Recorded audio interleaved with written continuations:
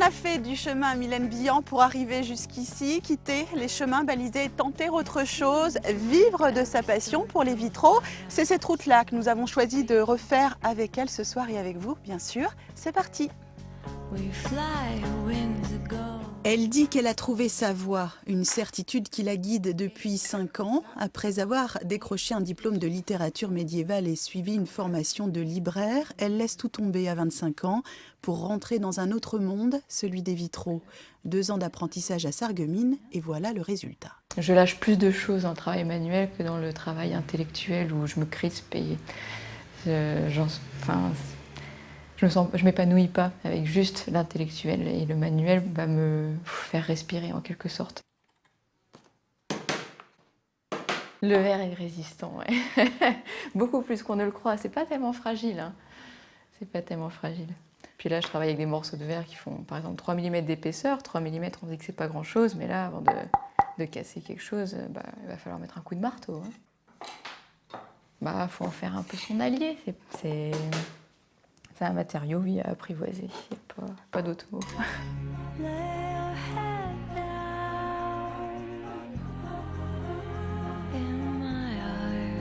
La difficulté principale, c'est la maîtrise de la lumière.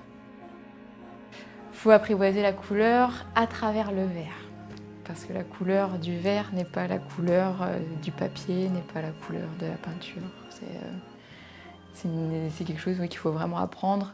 Par exemple, devant la fenêtre, est-ce qu'on aura derrière la fenêtre une maison, un arbre, ou est-ce qu'on aura le ciel et l'azur? Et là, pareil, le verre ne va pas réagir de la même façon, la couleur ne va pas sortir de la même façon. Et en fonction des contextes, on ne fera pas du tout la même coloration. En mars dernier, on lui confie la conception des vitraux de la synagogue d'Ingwiller, en pleine rénovation. Donc là, j'ai fait le mastic en fait sur le tour des rosaces et en haut des baies. Voilà, ouais. Il a fallu s'appuyer sur le seul vitrail d'origine. La synagogue date de 1821. Mylène Billan a donc dû s'approprier un lieu chargé d'histoire. Les vitraux qu'elle a créés ont tout naturellement trouvé leur place. L'architecte du patrimoine m'avait dit la chose suivante: partez sur ce qui existe. Or, il n'existe plus que ça. Donc on est reparti là-dessus. Le travail qu'elle a fait, les esquisses qu'elle m'a fait en tout premier ont été validées tout de suite. C'est pas évident dans un premier temps. On regarde ce qu'il y a au mur, on regarde les matériaux qui ont été utilisés, on essaie de jauger l'importance des travaux, savoir si c'est à portée de soi ou non.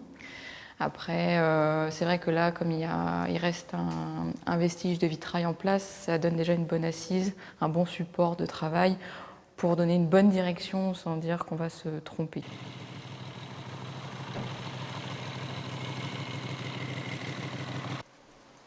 La jeune vitrailliste est également guide vacataire au musée Lalique. Le verre, décidément, lui a ouvert tous les chemins. Bonjour et bienvenue au musée Lalique de Wingen-sur-Moder. Je suis Mylène, votre guide pour la prochaine heure. Donc ici, vous êtes dans le premier musée entièrement consacré à Lalique en France et en Europe. Si vous voulez un autre musée Lalique, il faudra aller au Japon, à côté de Tokyo. Chacun haut de 4 mètres. Est-ce que c'est important d'être guidé par une passion?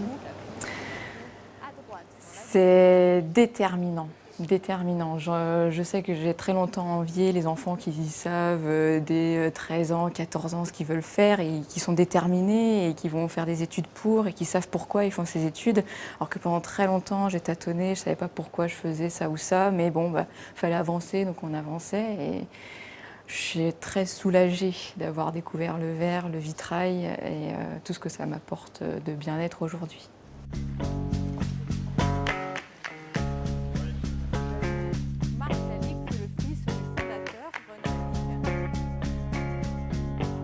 Route 67, c'est terminé pour aujourd'hui.